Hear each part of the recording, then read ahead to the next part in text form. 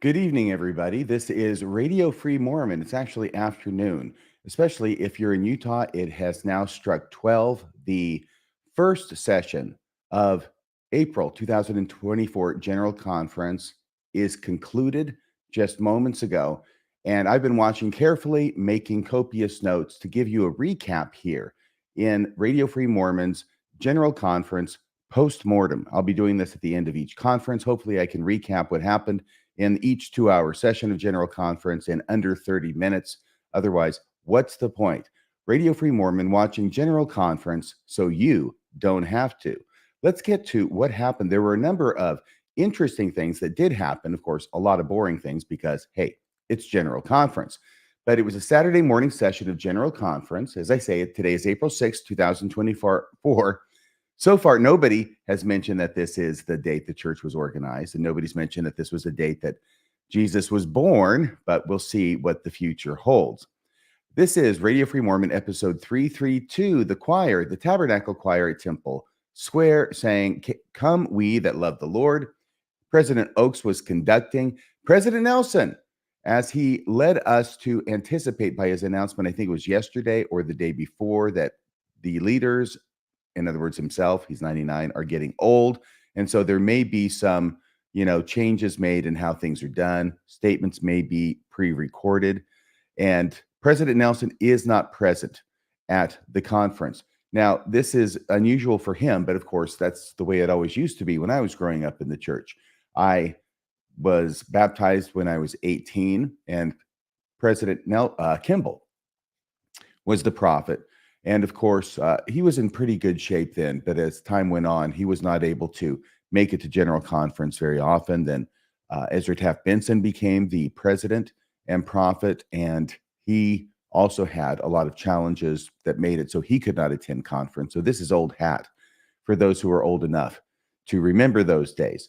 But once again, we have a prophet who's not present at conference. He is watching from home, and we will see if he does not appear in person or by recording like he did last time 6 months ago at the October 2023 General Conference. As I said, President Oaks is conducting. He notes the passing of M. Russell Ballard. Members of the Quorum of the 12, this is new, will conduct 3 of the 5 sessions of General Conference. This is unprecedented in my experience to not have it be a member of the First Presidency who is conducting. So apparently they're getting so up there, all 3 of them in age, that they want some younger people in the Q12 to take over the laborious method or whatever it is they have to do to conduct and get up there and say who it is who's going to sing, what number, and who's going to talk. Yeah. So the choir then sings The Morning Breaks. The opening prayer is given by some guy who goes on and on. He prays for the health of President Nelson, and he prays for the health of Elder Holland. Immediately, they go into the presentation of leaders for the sustaining vote. That's happening here Saturday morning when probably the least number of people are watching and or attending General Conference. President Oaks reminds everybody that if you oppose, contact your stake president. Don't tell us about it because we don't want to know. Elder Holland is now the acting president of the Quorum of the 12 and was sustained as such. They will add the new apostle for the sustaining vote, which they do, who is Patrick Kieran. I did not hear any opposing votes. I cranked up the volume and I listened, but I do think they've got it arranged in such a way that those kinds of things are not going to make it to the microphone up there on the podium where the speaker is speaking. The General Sunday School presidency is reorganized. That will be exciting to many people. There were some new General Authority 70s called. President Oaks got it all done in 10 minutes. Then I was ready to hear the first speaker, but no, now it's time for the church audit report. Yes, so Jared B. Larson, who is the managing director, apparently, of the church auditing department, once again giving a report with no numbers, no information. All we are told is that church auditing says the church is administering the funds along the lines of church policy or in accordance with church policy. Well, that's comforting. All this report has become, if you hadn't noticed, is, and it's been this way for a long time, is an unsubstantial and unsubstantiated statement. that everything's okay with the church's money, so you don't need to worry your little heads about it. Just keep paying your tithing. The choir now sings again, Did You Think to Pray? And the first speaker shows up, and it's Jeffrey Holland, and he's going to talk about prayer. See how those things link together? It's very clever, really. The choir sings a song about prayer, and then Jeffrey Holland talks about prayer. Now, I will say something that was interesting because I'm watching this on video, and the camera moved away into the audience, both before and after Elder Oaks was transported, or however he got to the podium, because we don't know. All of a sudden, the camera's away, then the camera finally comes back, and he's there. He's at the lectern. He's already there. We don't see him walk up there like we do with other speakers. And then when he's done, camera goes off, up there in the balconies and looking at all the members out there. And then when it comes back, oh, he's seated again. So something's going on. He's getting some help to get up there to the lectern and the microphone to speak, probably getting some help to get back. Everybody there can see it, but we don't get to see it because of the camera work. I also think, though I didn't see it and we didn't have a side shot from the camera, that it's quite possible that he may have been sitting on that tall black stool that they had pulled out and used for President Nelson a while back. Okay, so getting to what he talks about in his prayer. He mentions he has not spoken since October 2022. And of course, with his Irish self-deprecating humor, he says that in general conference, if you don't give an acceptable talk, you can get banned for several sessions. He says he's on a trapdoor, and if this talk doesn't go well, we won't see him again for another several conferences. Much laughter followed. He talks about the passing of his wife, Pat, which happened last year. And he talks about he says, of course, wonderful things about her and gives a brief eulogy in effect.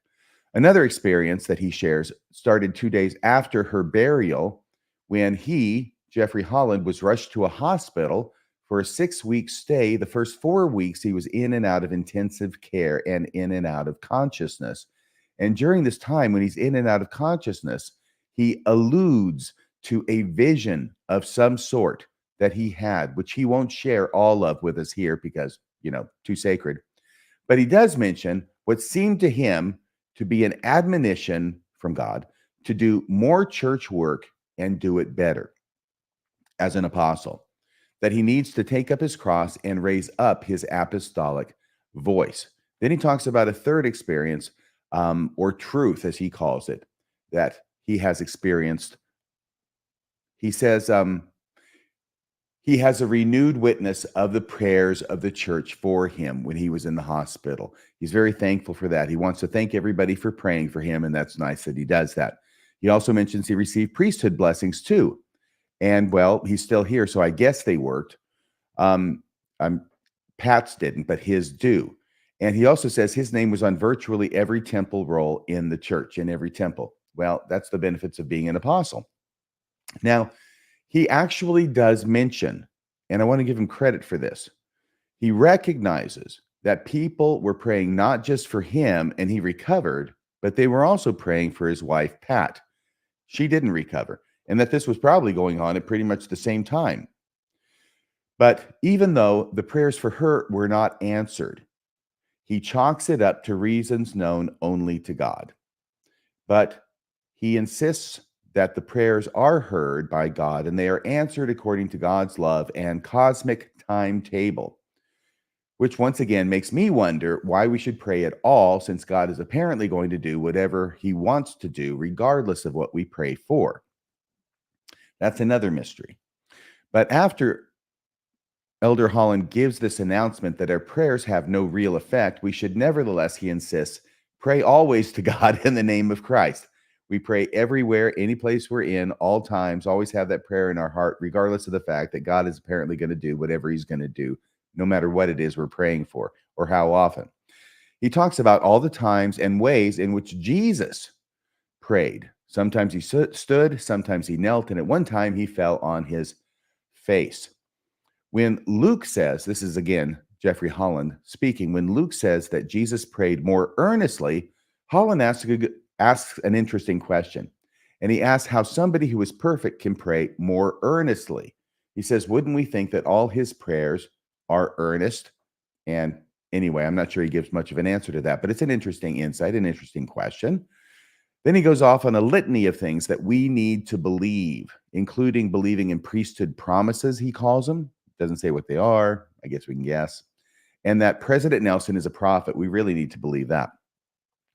Okay, now the second speaker, drum roll please, is Sister J. Annette Dennis. She is a counselor, maybe the first counselor, I think, in the General Relief Society presidency. And for the very first time, this is a first as far as I know, she gives an extended talk about temple garments and why it is that we need to wear them and how wonderful it is to wear them and what great blessings we get from wearing them. This falls hard on the heels of a few days ago, an announcement being made by the church that women, specifically women, need to be wearing their temple garments 24/7 and wearing them appropriately and not modifying them to match the latest fashion. Don't wear yoga pants in order to avoid wearing your temple garments. And they pick a woman to give the talk about the garments and wearing them. By the way, this is the same Sister J. Annette Dennis who made the comment on March 17th of this year at the anniversary celebration of the Relief Society. Quote, she said, "There is no other religious organization in the world that I know of that has so broadly given power and authority to women." Period. End of quote. I wondered if she might talk about some of the backlash, which has been extraordinary to that statement, which was posted on Instagram. I think there might be 17,000 or so comments. That's a lot of comments, and a lot of them are not taking it very well, and they're from women in the church. Okay, but getting back to her talk, because she doesn't. She doesn't go to there. She goes to garments. But to get there, she starts talking about Jesus' teaching through stories and parables, that symbols through which he could teach deeper meaning. But those who didn't seek the deeper meaning wouldn't see it. Then she segues to covenants, of course. She says covenants possibly more time in this talk than any other talk on record. Every other word is covenants, it seems. But she segues to covenants, and through living the covenants, our life can be a symbol of faithfulness to God. We are already children of God, but covenants deepen and enhance our relationship with God and enables God to give more blessings, though none of that is really described as to how that works or how that happens. Apparently, the only way we can draw nearer to God is through covenants, and the only way God can draw nearer to us is through covenants. Unstated here is that these covenants, of course, are available only through the LDS Church and its temples. Hence, then, the only way we can draw near God is through the Mormon Church. And interestingly, the only way God can draw near us is through the Mormon Church. I'm extrapolating what she said. That leaves us with the conclusion, or at least me with the conclusion, that God is just as much subject to the Mormon Church and its leaders as are its members. Now, Sister Dennis goes to baptism as an ordinance and the sacrament as an ordinance. She's working her way up to the temple. We can all see this coming a mile away. She says a priesthood holder offers us the bread and water in the sacrament, which I thought was a funny thing for her to say when we compare this with what she said about women in the church having all this priesthood power. But no, a priesthood holder is the one who offers us the bread and water, which means not a woman. Then, of course, she finally gets to the covenants in the temple. She says, we get to wear the garment of the holy priesthood. She's using its full name and talking about it in public. And of course, she then compares it to other sacred vestments in other religions. It's not weird at all to wear this sacred, holy underwear that we are prescribed to wear 24/7, day and night, unless, something, we got to take a shower or go to an exercise class or something like that. But other than that, 24/7. And then, of course, she compares it to the clothing that was worn in temple rituals during the Old Testament times. It's basically the apologetic about how, lots of religions have symbolic clothing that they wear. It's just that the other clothing is usually worn over their clothes as opposed to under their clothes, regardless. Now she mentions the outer clothing worn during temple worship as well, the robes of the holy priesthood. She doesn't say those words, but she mentions the outer clothing that's worn during temple worship as well. And also, of course, the garment of the holy priesthood in the temple, which is worn. And that one is worn also outside the temple garment worn in the temple and outside the temple, as opposed to the robes, which are just worn in the temple. She mentions the Hebrew word for atonement and says it also means cover. And she likens that to the garment, which is supposed to cover us all of our lives. Hint, hint. Are you getting my message, sisters? As we put on the holy garment each day, the covenants become part of us. She says, I am so thankful for the privilege of wearing the garment of the holy priesthood. And I'm going to say once again, I have never heard a talk about temple garments in general conference before.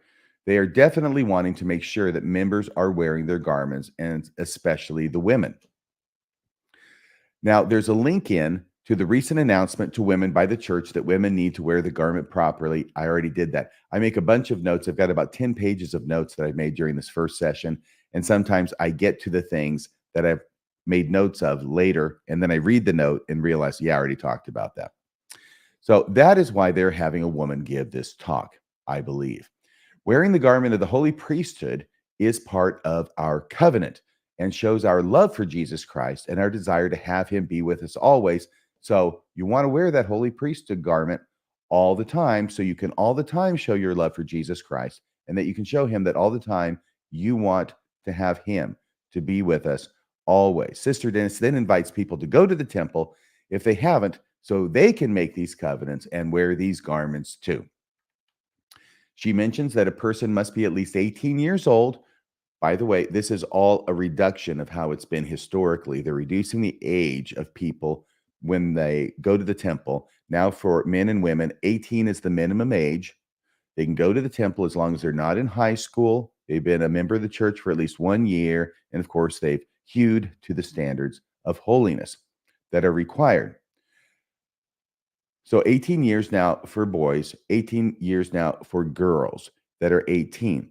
And this is really interesting because it used to be that going to the temple was reserved for those, number one, who were going on a mission, and number two, for those who were getting married. If they hadn't already gone on a mission, then the first time they could go to the temple would be when they were getting married. I'm not talking about the youth who get to go there and do the temple baptisms. I'm talking about the serious stuff in the endowment and in the sealing rooms. So she makes that clear, and she encourages people, if you want to deepen your relationship with God, talk to your bishop and he will help you get to the temple so you can wear those garments too. The third speaker is Alexander Douchu of the 70. He has a message, and his message is for those who don't have a testimony or don't think they have a testimony.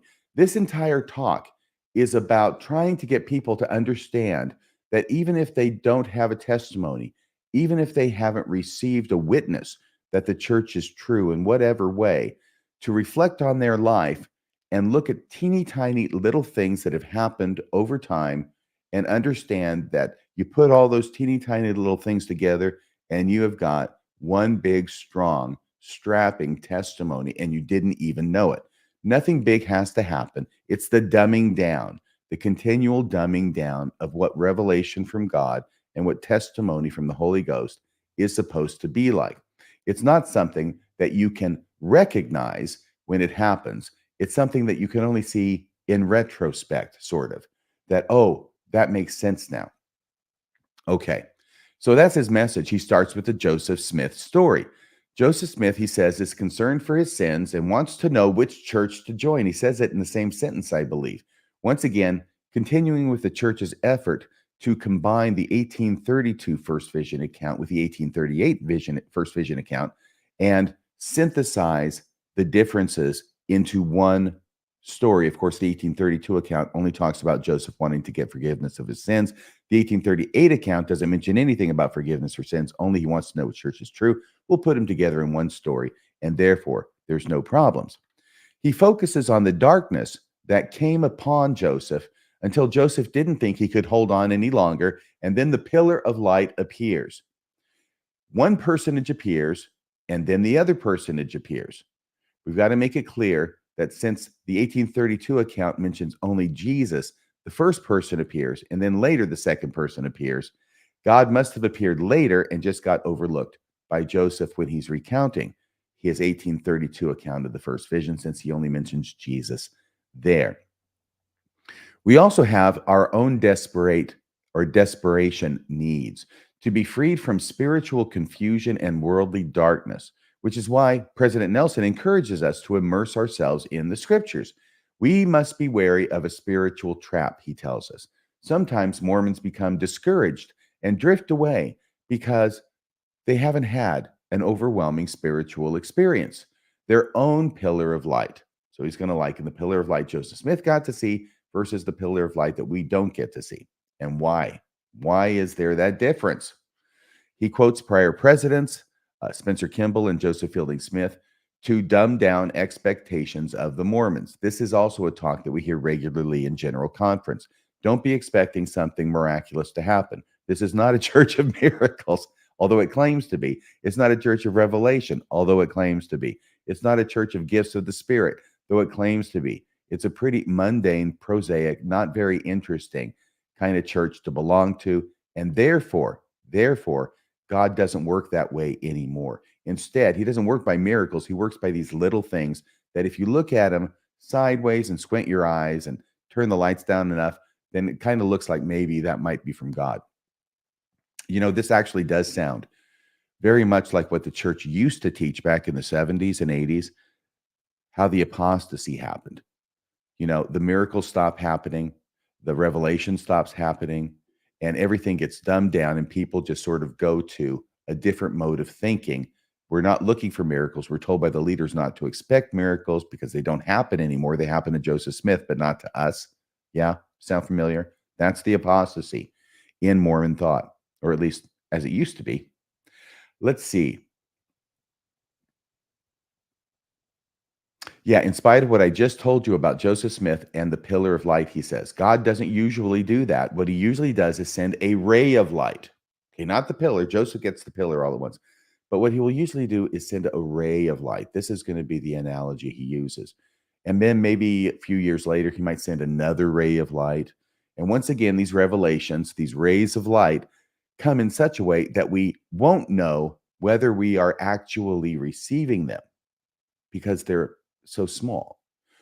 And we also won't know whether we aren't receiving them because they're so small. So we can take something that we're not sure whether we're receiving, and now that becomes the way that God reveals the truth of the church to us. It's so small, we don't even know if we're receiving it, which means we're not sure if we're not receiving it either. He says you may have experienced this as peace or as an impression, urging you to do something good. This is a similar tactic. Everybody gets these. Everybody experiences peace at some time or other. Everybody experiences an impression urging them to do something good at some time or other. This is not just Mormon-centric. Revelation is once again being redefined in such a way as to be an experience that is common to everybody who's ever lived on the planet, not just to Mormons. And therefore, one gets the idea that the attempt here is to take something that's common to humanity, rebrand it as revelation, and tell the Mormons that's God telling you that the Mormon church is true. Cunning plan. The elder's point here is that there are many undramatic ways of receiving revelation that form our testimony. He gives some examples from his own life. When he was a teenager, he's at a baptism service, and at the beginning, he received an impression from the Spirit that he needed to not be rowdy, but to sit down and be reverent, which he did. That's one of them. That's one of those rays of light. Before his mission, he's the first person in his family to serve a mission, but before his mission, he didn't know if he could do it. He was the first in his family, and as he prayed one night, he just knew he should go on his mission. That's another one of these rays of light. Years later, he was awakened at night by the Spirit telling him he would be called to serve in the Elders' Quorum. And a few weeks later, he was called to serve in the Elders' Quorum. He heard once a general authority speak a testimony that he really needed to hear. Okay, that's another ray of light. Now, this next one was really interesting because I would like to see the documentation on this. He said that he had a friend who was some distance away, maybe in another town, I believe in a hospital and on a ventilator. And he was praying for this friend and his welfare. And he says, as he was praying in this hospital, the friend of his woke up, pulled the ventilator out of his throat, and was well. Like I say, that sounds pretty amazing. Coincidences certainly do happen, but I'd like to see the documentation on that and find out exactly what the details are with that particular story. He mentioned a mentor of his who had died and passed away. No prayers and no recovery for the mentor. He dies and passes away, but the ray of light there is something different. The ray of light there is that this elder who's speaking, Douchu, had a dream. He's sleeping at night, has a dream, and he sees his mentor in the dream, and the mentor is smiling, and he's joyful, and he's okay. All right, so that's another ray. He says, as we remember these rays of light, something remarkable happens, and these rays combine into our own personal pillar of light that can overcome the darkness. Remember, like the darkness that was overcome with Joseph Smith by the pillar of light? He's continuing that analogy. We can have our own pillar of light, but not all at once, one ray at a time. And in the middle of that pillar, we will find Heavenly Father and Jesus Christ. He does seem quite sad and concerned throughout his talk. He has that kind of demeanor. If you watch it, you'll see what I mean. And it's a little bit juxtaposed with this testimony and all these wonderful rays of light that he's describing, that he's experienced. The choir now sings, Press Forward, Saints, and the fourth speaker comes forward. It's Elder Ulisses Soares. Elder Ulisses Soares, I think, just gets better looking every general conference. He's starting to look like Ricardo Montalban. He's kind of suave. He wears a nice suit. He wears it well. I think he's losing weight. I wish I could. And he's got the hair going. I think he's the next Silver Fox. But he wants to speak about covenant confidence in Jesus Christ. He looks good. I'm not always fascinated by what Elder Soares has to say because it always seems to be something I've heard a million times before. But now he's taken this infatuation that the LDS Church has with covenants now that President Nelson has become the president, and we talk endlessly of the covenant path. Well, he's going to take covenant. He's going to use it with another word that starts with a C. That's really important, alliteration. And he talks about covenant confidence in Jesus Christ. I expect that's going to be the title of the talk. We don't see the titles, of course, until it's published. So he talks about the temples. Once again, temples being constructed around the world and how exciting it is. I'm not sure that everybody in Cody, Heber, and Lone Mountain, Las Vegas are feeling the excitement, but Elder Soares definitely is. Once more, he's going to hit the temple covenants and how this allows God to give us all of this extra special power, which is otherwise undefined. This goes on and on and on. They're hitting temples really hard. Well, they're putting a lot of money in building the temples and allegedly in paying off city council members and possibly mayors in certain locations in order to smooth the way with zoning so they can build the temples. So definitely a lot of money is going out to build these temples. And they want the members to go to the temples and they want them to make those covenants because the research and stats have told them that members who do that are less likely to fall away than members who have not made it to the temple yet. And they're also probably more likely to follow the commandments up to and including paying tithing. He says, we obtain a confidence in our daily lives that we will have eternal life, so long as we are true to those covenants. This is the confidence that he talks about, the covenant confidence. So we get the confidence through making the covenants in the temple and then obeying them. He says we can live in a dark world, overcome doubt and despair that the enemy tries to drive into our hearts. He says those who gain this confidence possess one of the most powerful forces we can access in this life. He uses Nephi as an example of this confidence, such as in getting the brass plates from Laban in Jerusalem. Nephi was able to accomplish it because he had confidence, although he discreetly avoids any mention of the grisly details about Nephi beheading Laban with Laban's own sword and all the blood and guts and everything. He doesn't mention that. This power that we get, this power strengthens us to withstand life's circumstances. Though it might be nice if some of that power could help us to not have to go through those circumstances in the first place. Apparently, the power from the temple only helps us get through the circumstances, not change the circumstances. His wife, Elder Soares' wife, told him one day about an old couple she saw in the temple. And the husband is like in a walker, and the wife is like just barely walking along. And then she tells him about another sister that she saw in the place where they do the initiatories, the washings and the anointings. But this other sister had no arm on one side and only a partial arm on the other side.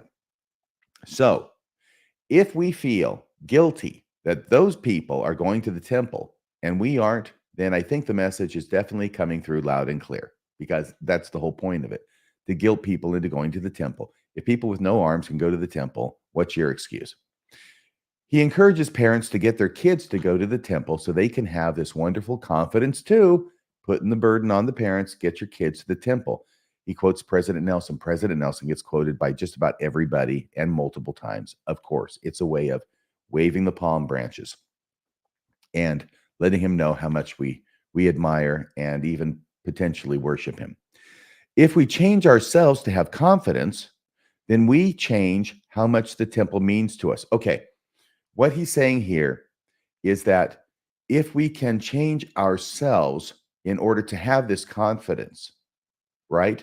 If we follow the covenants that we've made in the temple, then we have this confidence. We change ourselves to follow the covenants, thereby giving us this confidence.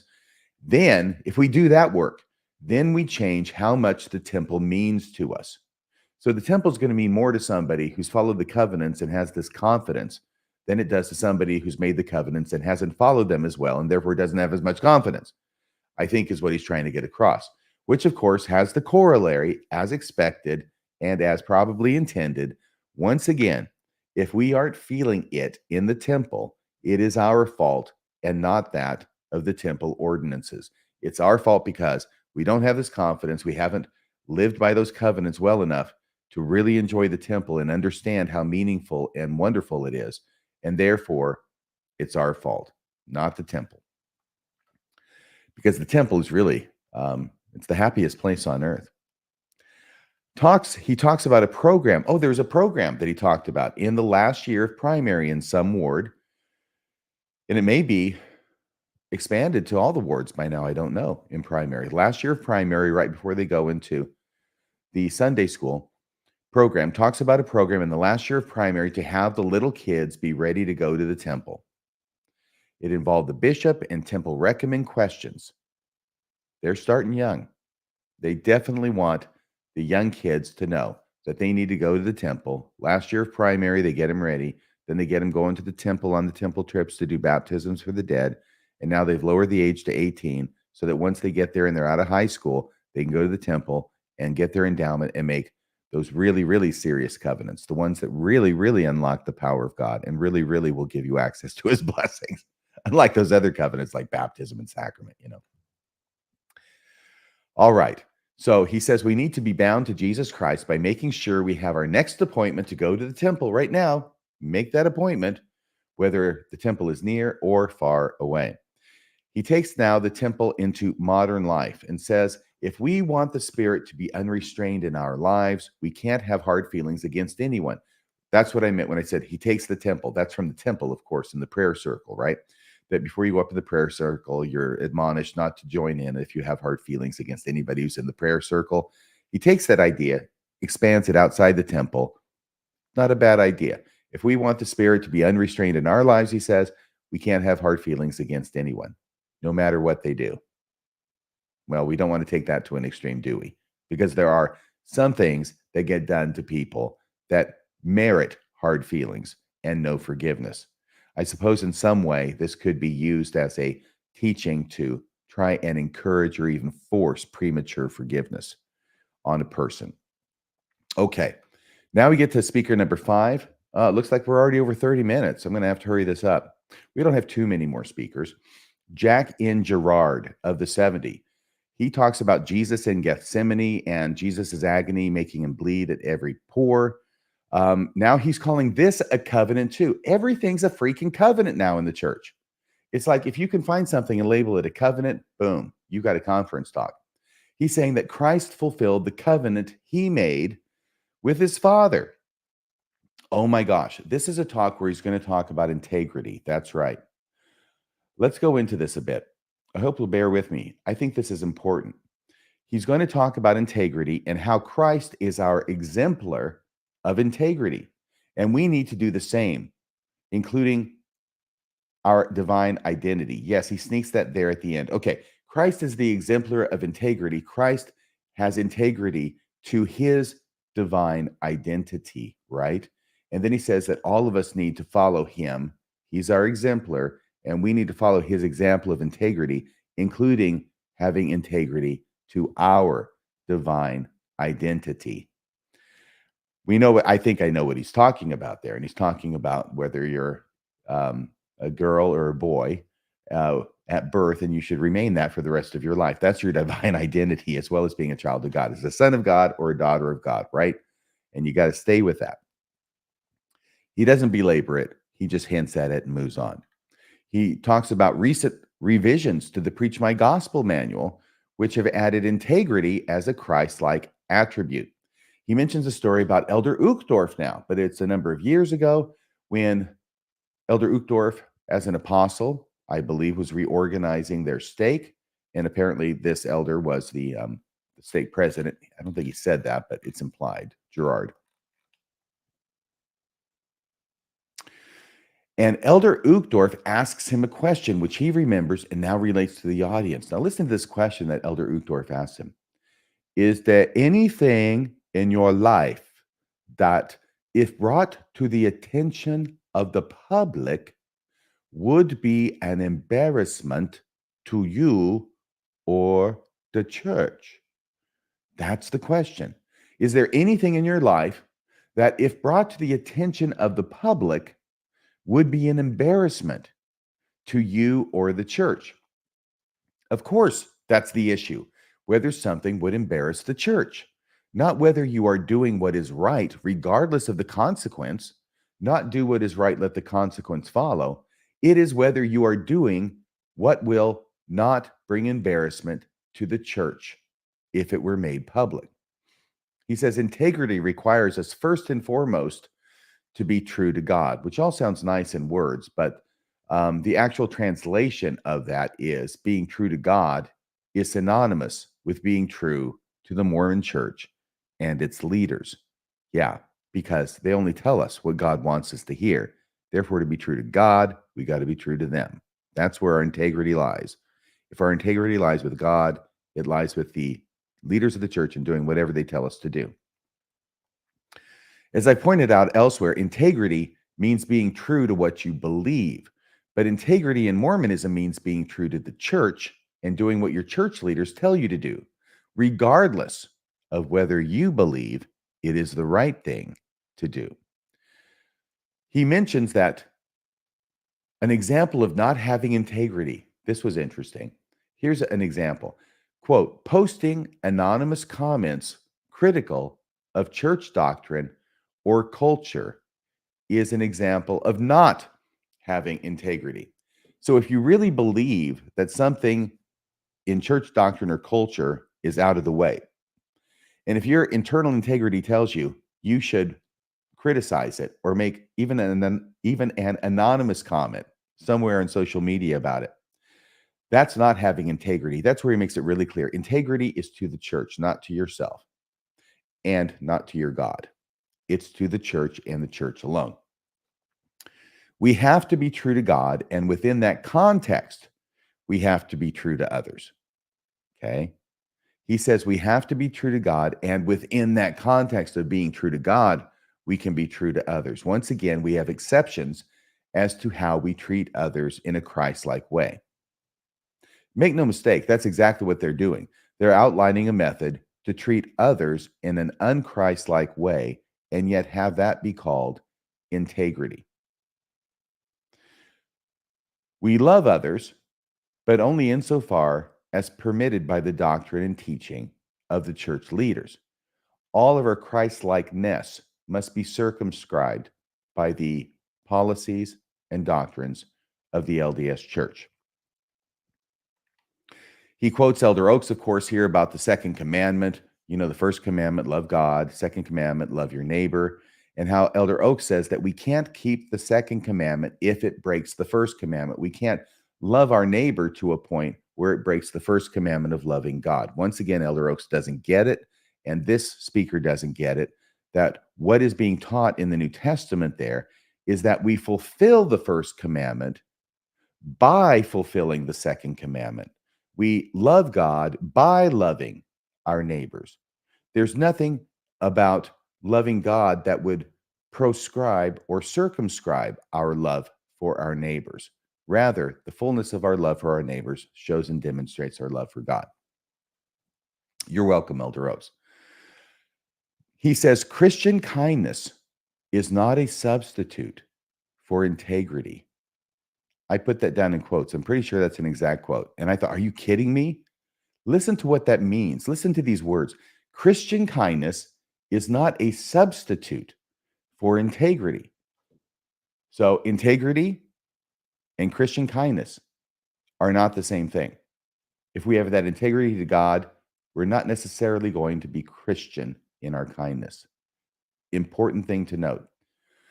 This is where the church really comes from. You obey the church above all, and you discriminate against the people that the church tells you to discriminate against. And you feel good about that, even though it's not Christ-like, because it's what the church is telling you. The church speaks for God, and therefore you're having integrity to God. Yeah, it's a little convoluted. This talk is an attempt to show that we are having integrity when we do not love our neighbor in ways the church has forbidden. In this way, integrity becomes devotion to the church over devotion to Jesus Christ or devotion to God. The choir now sings, I know that my Savior lives. Oh, I wanted to make this special announcement. I thought it was funny. While the session of conference was ongoing and while the choir was singing, I texted a member that I happen to know of the Tabernacle Choir at Temple Square during the session saying, I'm watching, you're doing great. And later on, after the singing was over, I received a text back from this member of the choir saying, you too, exclamation point. Lots of fun going on in the choir, or at least in that section. Okay, final talk is by Henry B. Eyring. And he is going to go over things that I've heard many, many times before. He is one of the individuals, the first person that I've seen so far, who did have his talk pre-recorded. It was somewhere else. He's sitting, of course, in, we have a close-up of him sitting in one of those high-back winged red crushed velvet chairs that we all love so much, but it's pre-recorded, kind of a close-up on his face. It does edit every now and again. He tells the story back of the, what was it? It was 1976. It was June 5. It was the Teton Dam in eastern Idaho that collapsed. My gosh. I guess I haven't heard about that in a while. I used to hear about it all the time. He's resurrecting it. But he tells this rather interesting story of the fact that on that day, I mean, he is the president of Ricks College. He lives there in Ricks. Ricks gets flooded when the dam breaks. But he's not there that day because he and his wife were off at the Idaho Falls Temple. They left their I think it was 4, it might be 5 boys at home with a babysitter. They go off to the temple and the dam breaks and they can't call. They don't have cell phones. They can't contact anybody. They can't drive there. The roads are closed. It's all flooded. And so they go to a small hotel that night, he and his wife, Kathy, even though they were just less than 30 miles from home. So they pray, of course, for the safety of their children and for the students and the faculty and everybody else. And he tells this story. His wife paced the floor all night in this little hotel, but President Eyring says that he was able to ease his mind and actually fall asleep. I don't know about you, but this reminds me of the story about President Nelson in that flight of death where, you know, he's spinning to the ground and the wings are on fire and it's certain death. And he's calm as a summer's morning and just thinking about the temple and how great it is that he's sealed and he's taken care of. And there's this woman over here, right? He says there's this woman over here who's screaming uncontrollably. Yeah, but not the president of the church, not Russell M. Nelson, and not President Eyring either. So he eases his mind and falls asleep. He gets wakened by his wife asking him what I think anybody would be asking him, how can you sleep at a time like this? And he said, Kathy, whatever the outcome, all will be well because of the temple. It's the same thing that President Nelson was saying about the flight of death. We have made covenants with God and have been sealed as an eternal family. And of course, they were grateful to learn later that their boys were safe. So, this is another talk about going to the temple, being sealed, so you don't have to worry what happens in this life, because ultimately you will be together. He once again tells a story. I've heard it a number of times before in General Conference about his first day going to the temple, walking into the Salt Lake Temple, looking up and seeing the high white ceiling, and the thought coming into his mind, I have been in this lighted place before. Then another voice comes to him, which is not his voice, saying in his mind, saying, no, you have never been here before. I would think he would know that. No, you have never been here before. You are remembering a moment before you were born. You were in a sacred place like this where the Lord could come. And he tells that story again. He quotes President Monson and then President Nelson about how important it is to go to the temple. And brothers and sisters, by the way, if you haven't gotten the hint yet in this session, make those covenants. Make those temple covenants, because if you do, you have access to a special kind of love and mercy from God. What does that even mean? A special kind of love and mercy. I don't know, because they never explain it, but it's special, so we want it, so go to the temple. You have to keep going back to the temple and making and keeping those covenants as long as you live. This makes a pattern of devotion to the Lord, like a temple daisy chain. It provides protection. He uses the word protection, but he says from evil, the evils of selfishness and pride. Protection from the evils of selfishness and pride. But is that all it provides protection against? The protection provided by the temple, and specifically the garment, has been dumbed down so much that it is essentially meaningless. Because what is protection from evil of protection from the evils of selfishness and pride? What does that even mean? How do you measure that? How do you know if it happened or it didn't happen? How do you know if it worked or it didn't work? You can't. That's the beauty of it. And that's a special reference to those of you who went through the temple prior to 1990, when they took out the Protestant minister. When Kathy and he were sealed in the Logan Temple, it was performed by Spencer W. Kimball, he mentions. Now, he doesn't mention the relation that Spencer Kimball is to him, okay? It's just like, oh, Spencer Kimball's here and he's marrying us. Spencer Kimball said, Hal and Kathy live so that when the call comes, you can walk away easily. He's telling this story again, too. After married, I heard it, I don't know, within the last several years. He's told this story again before. After being married nearly 10 years, a call came from the Commissioner of Church Education, Neil A. Maxwell, and they had to walk away from what seemed an idyllic family situation in California to serve in an assignment in a place he knew nothing about. But they were ready to leave because a prophet saw a future event for which we were then prepared. I'm not sure he really saw the future event. All he said was, live in such a way so that when the call comes, you can walk away easily. This sounds like a horoscope. It's so vague. It's so vague that it could mean virtually anything.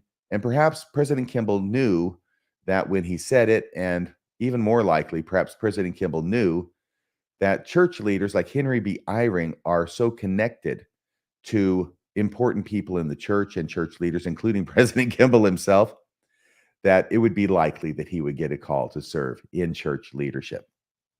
By the way, in case you don't know, I looked it up on the Wikipedia article on President Eyring. He was born in Princeton, New Jersey, blah, blah, blah. He's the second child of Henry Eyring. He was a professor at Princeton, his dad, Henry, later the dean of the graduate school at the University of Utah. And perhaps more importantly, his wife, Henry Eyring's wife, his father's sister. So Henry B. Eyring's father is Henry Eyring, the professor. And Henry Eyring, the professor's sister, is Camilla Eyring. And Camilla Eyring married Spencer W. Kimball, making Henry B. Eyring the nephew of Spencer Kimball, who was the 12th president of the church. So that's why President Kimball performed the marriage for his nephew. And that's why I expect President Kimball was pretty sure that Henry B. Eyring Henry B. Eyring would rising through the ranks of leadership in the LDS Church. Okay, the choir gets to sing. They sing, "We thank thee, O God, for a prophet." A closing prayer is given by some guy from the 70, and that closes us out. Oh my gosh, this took almost 50 minutes to cover. I need to do that more quickly. But I'm having a good time. I hope you're having a good time too. And I'm going to close it out here. I've got to do something in the meantime that during this next hour before the next session of General Conference commences. I'll go out, take a walk, get some exercise, get some air, maybe get some food, do something to hopefully get me through this. Thank you for watching with me. And once again, Radio Free Mormon, watching General Conference so you don't have to. Please join me in what would be 3 more hours, I believe, for the recap of the Saturday afternoon session of General Conference, April 2024. Thanks again, everybody.